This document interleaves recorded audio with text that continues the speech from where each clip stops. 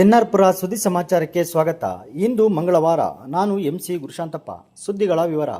7 ವಿದ್ಯಾರ್ಥಿಗಳಿಂದ ಪ್ರಾರಂಭವಾದ ರಾಗಮಯೂರಿ ಅಕಾಡೆಮಿಯಲ್ಲಿ ಈಗ 120 ವಿದ್ಯಾರ್ಥಿಗಳು ಭರತನಾಟ್ಯ ಹಾಗೂ ಸಂಗೀತ ಕಲಿಯುತ್ತಿದ್ದಾರೆ ಎಂದು ರಂಗಭೂಮಿ ಕಲಾವಿದೆ ಅರ್ಪಿತಾ ಚೊಕ್ಕಾಡಿ ತಿಳಿಸಿದರು. ಅವರು ಭಾನುವಾರ ಅಗ್ರಹಾರದ ಬ್ರಾಹ್ಮಣ ಮಹಾಸಭಾದ ಸಭಾಭವನದಲ್ಲಿ ರಾಗಮಯೂರಿ ಅಕಾಡೆಮಿಯ ನೇತೃತ್ವದ ಸರಣಿ ಕಾರ್ಯಕ್ರಮ ಕಲಾಯನ 9ಕ್ಕೆ ಶಂಖನಾದವನ್ನು ಮಾಡಿ ಉದ್ಘಾಟಿಸಿ ಮಾತನಾಡಿದರು. ಕಲಾವಿದರು ತಾವು ಕಲಿತ ಕಲೆಯನ್ನು ಎಂದಿಗೂ ನಿಲ್ಲಿಸಬಾರದು. ಕಲೆ ಎಂಬುದು ಸಾಗರದ ಅಲೆಯಂತೆ ಸಿಕ್ಕ ಅವಕಾಶಗಳನ್ನು ಸರಿಯಾದ ರೀತಿಯಲ್ಲಿ ಬಳಸಿಕೊಳ್ಳಬೇಕು ಎಂದು ಕರೆಯನ್ನು ನೀಡಿದರು. ಮುಖ್ಯ ಅತಿಥಿಯಾಗಿದ್ದ ರಾಗಮಯೂರಿ ಅಕಾಡೆಮಿಯ ಹಿರಿಯ ವಿದ್ಯಾರ್ಥಿನಿ ಹಾಗೂ ಭರತನಾಟ್ಯ ಕಲಾವಿದೆ ಧನ್ಯಶ್ರೀ ಮಾತನಾಡಿ, ನಾನು ರಾಗಮಯೂರಿ ಅಕಾಡೆಮಿಯ ಹಿರಿಯ ವಿದ್ಯಾರ್ಥಿನಿಯಾಗಿದ್ದು ಕಲಾಯನ 1 ಕಾರ್ಯಕ್ರಮದಲ್ಲಿ ಭಾಗವಹಿಸಿದ್ದೆ. ಈಗ ಕಲಾಯನ 9 ಕಾರ್ಯಕ್ರಮ ನಡೆಯುತ್ತಿದ್ದು ಇದರಲ್ಲೂ ಕೂಡ ಭಾಗವಹಿಸುತ್ತಿರುವುದು ನನಗೆ ಸಂತಸ ತಂದಿದೆ ಎಂದರು. ಸಭೆಯಲ್ಲಿ ರಾಗಮಯೂರಿ ಅಕಾಡೆಮಿ ಸಂಗೀತ ನಿರ್ದೇಶಕಿ ಅಂಕಿತಾ ಪ್ರಜ್ವಲ್, ಕಾರ್ಯದರ್ಶಿ ಪ್ರಜ್ವಲ್ ಇದ್ದರು. ಗಾನವಿ ಕಾರ್ಯಕ್ರಮವನ್ನು ನಿರೂಪಿಸಿದರು. ಕುಮಾರಿ ಅನನ್ಯ ಪಂಚಾಂಗ ಓದಿದರು. ಆದಿತ್ಯ ಪ್ರಾರ್ಥಿಸಿದರು.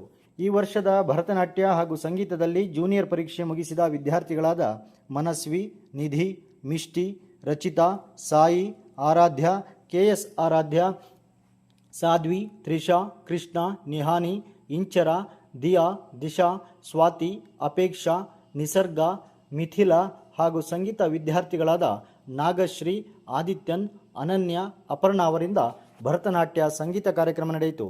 ರಾಗಮಯೂರಿ ಅಕಾಡೆಮಿಯ ನಿರ್ದೇಶಕಿ ಹಾಗೂ ವಿದುಷಿ ಅಂಕಿತಾ ಪ್ರಜ್ವಲ್ ಅವರಿಂದ ನಟುವಾಂಗ, ಹರ್ಷಿತಾ ಹಾಗೂ ಸಂಪ್ರಿಯಾ ಅವರಿಂದ ಹಾಡುಗಾರಿಕೆ ನಡೆಯಿತು. ಮೃದಂಗದಲ್ಲಿ ಅರವಿಂದ ಹೊಳ್ಳ, ವಯೋಲಿನ್ನಲ್ಲಿ ಮಧು ಮುರಳಿ ಭಾಗವಹಿಸಿದ್ದರು.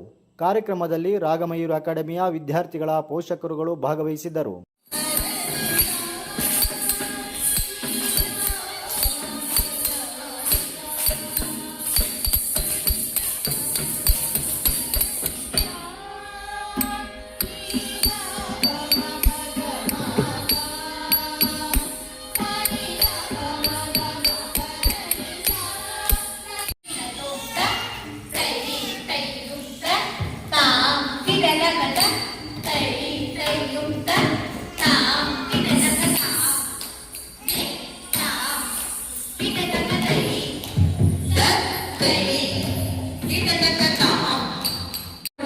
ಸಂಬಳ ಕೆಲಸ ಅಲ್ಲ, ಇದೊಂದು ಪ್ರಾಕ್ಟೀಸ್ ಬೇಕು, ಡೆಡಿಕೇಶನ್ ಬೇಕು, ಎಲ್ಲದಕ್ಕೂ ಟೈಮ್ ಕೊಡಬೇಕು. ಸೊ ಸಣ್ಣ ಸಣ್ಣ ಪ್ರೋಗ್ರಾಮಿಂದ ಏನಿದೆ ಅಂತ ನೀವು ಅನ್ಕೋಬಹುದು.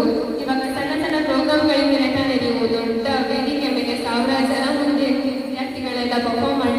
ಚಿಕ್ಕಮಗಳೂರು ಲೋಕಾಯುಕ್ತ ಕಚೇರಿಯ ಅಧಿಕಾರಿಗಳು ಹಾಗೂ ಸಿಬ್ಬಂದಿಗಳು ಮೇ 26ರ ಮಂಗಳವಾರ ಅಂದರೆ ಈ ದಿನ ಬೆಳಗ್ಗೆ 11 ಗಂಟೆಗೆ ತಾಲೂಕು ಪಂಚಾಯಿತಿ ಸಭಾಂಗಣದಲ್ಲಿ ಲೋಕಾಯುಕ್ತ ಜನಸಂಪರ್ಕ ಸಭೆಯನ್ನು ನಡೆಸಲಿದ್ದು, ಈ ಸಭೆಯಲ್ಲಿ ಸಾರ್ವಜನಿಕರು ಭಾಗವಹಿಸಿ ತಮ್ಮ ಅಹವಾಲುಗಳನ್ನು ತಿಳಿಸಬಹುದು ಎಂದು ಚಿಕ್ಕಮಗಳೂರು ಲೋಕಾಯುಕ್ತ ಪೊಲೀಸ್ ಉಪ ಅಧೀಕ್ಷಕರು ಪತ್ರಿಕಾ ಪ್ರಕಟಣೆಯಲ್ಲಿ ತಿಳಿಸಿದ್ದಾರೆ.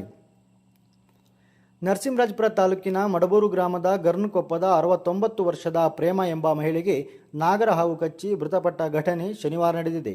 ಮಡಬೂರು ಗ್ರಾಮದ ಗರ್ನಕೊಪ್ಪದ ಪ್ರೇಮ ಶನಿವಾರ ಬೆಳಗ್ಗೆ 9:30ಕ್ಕೆ ಸುಮಾರಿಗೆ ತಮ್ಮ ಮನೆ ಹತ್ತಿರ ಇರುವ ತೋಟದಿಂದ ದನ ಕೊಟ್ಟಿಗೆಗೆ ದರಗು ತರಲು ಹೋಗಿದ್ದು, ದರಗು ತೆಗೆಯುತ್ತಿದ್ದಾಗ ನಾಗರ ಹಾವು ಪ್ರೇಮ ಅವರ ಬಲಗೈಗೆ ಕಚ್ಚಿದೆ. ತಕ್ಷಣ ಮನೆಗೆ ಓಡಿ ಬಂದು ವಿಷಯ ತಿಳಿಸಿದ್ದಾರೆ. ಪ್ರೇಮ ಅವರ ಪುತ್ರ ಹಾಗೂ ಇತರ ಕುಟುಂಬದವರು ಸೇರಿ ನರಸಿಂಹರಾಜಪುರ ಸರ್ಕಾರಿ ಆಸ್ಪತ್ರೆಗೆ ಕರೆದುಕೊಂಡು ಹೋಗಿದ್ದಾರೆ. ಆದರೆ ಚಿಕಿತ್ಸೆ ಫಲ ಕಾಣದೆ ಪ್ರೇಮರವರು ಮೃತಪಟ್ಟಿದ್ದಾರೆ. ಮೃತರ ಪುತ್ರ ಮಹೇಶ್ ಪೊಲೀಸರಿಗೆ ದೂರು ನೀಡಿದ್ದು, ಎನ್ಆರ್ ಪುರ ಪೊಲೀಸರು ಪ್ರಕರಣ ದಾಖಲಿಸಿಕೊಂಡು ತನಿಖೆಯನ್ನು ಮುಂದುವರೆಸಿದ್ದಾರೆ. ಕೇಂದ್ರ ಸರ್ಕಾರವು ಕೇವಲ 1 ತಿಂಗಳ ಅವಧಿಯಲ್ಲಿ 4 ಬಾರಿ ಪೆಟ್ರೋಲ್ ಹಾಗೂ ಡೀಸೆಲ್ ಬೆಲೆ ಏರಿಸಿ ರೈತರ, ಬಡವರ, ಮಧ್ಯಮ ವರ್ಗದವರ ಮೇಲೆ ಬರೆ ಎಳೆದಿದೆ ಎಂದು ಜಿಲ್ಲಾ ಪಂಚಾಯಿತಿ ಮಾಜಿ ಸದಸ್ಯ BS ಸುಬ್ರಹ್ಮಣ್ಯ ಕೇಂದ್ರ ಸರ್ಕಾರವನ್ನು ಟೀಕಿಸಿದ್ದಾರೆ. ದೇಶದಲ್ಲಿ ಕೆಲವು ರಾಜ್ಯದಲ್ಲಿ ಚುನಾವಣೆ ಮುಗಿಯುವುದನ್ನೇ ಕಾಯುತ್ತಿದ್ದ ಕೇಂದ್ರ ಸರ್ಕಾರವು ಜನರ ಮತ ಪಡೆದು ಜನರಿಗೆ ಅನ್ಯಾಯ ಮಾಡಿದೆ. ಈ ಮೂಲಕ ಜನವಿರೋಧಿ ಕೇಂದ್ರ ಸರ್ಕಾರ ಎನ್ನುವುದನ್ನು ಸಾಬೀತು ಮಾಡಿದೆ. ಮಾಜಿ ಪ್ರಧಾನಿ ಇಂದಿರಾ ಗಾಂಧಿಯವರು ಬ್ಯಾಂಕುಗಳನ್ನು ರಾಷ್ಟ್ರೀಕರಣ ಮಾಡಿ ಬಡವರು ಬ್ಯಾಂಕಿಗೆ ವ್ಯವಹಾರ ಮಾಡುವಂತೆ ಮಾಡಿದ್ದರು. ಆದರೆ ಮೋದಿ ಪ್ರಧಾನಿ ಆದ ಮೇಲೆ ಇದೇ ರಾಷ್ಟ್ರೀಕೃತ ಬ್ಯಾಂಕುಗಳು ರೈತರ ಸಹಕಾರ ಸಂಘದಿಂದ ಸಾಲ ಪಡೆದರೆ ರಾಷ್ಟ್ರೀಕೃತ ಬ್ಯಾಂಕಿನಿಂದ ಸಾಲ ನೀಡುವುದಿಲ್ಲ ಎಂಬ ಆದೇಶವನ್ನು ಮಾಡಿದೆ. ಇದರಿಂದ ರೈತರಿಗೆ ಅನ್ಯಾಯವಾಗಿದೆ. ಈ ಕ್ರಮವನ್ನು ಕಾಂಗ್ರೆಸ್ ತೀವ್ರವಾಗಿ ಖಂಡಿಸುತ್ತದೆ. ಮುಂದಿನ ದಿನಗಳಲ್ಲಿ ರಾಷ್ಟ್ರೀಕೃತ ಬ್ಯಾಂಕುಗಳ ವಿರುದ್ಧ ಪ್ರತಿಭಟನೆ ಹಮ್ಮಿಕೊಳ್ಳಲಾಗುವುದು ಎಂದು ಅವರು ಎಚ್ಚರಿಸಿದ್ದಾರೆ. ವಂದನೆಗಳು.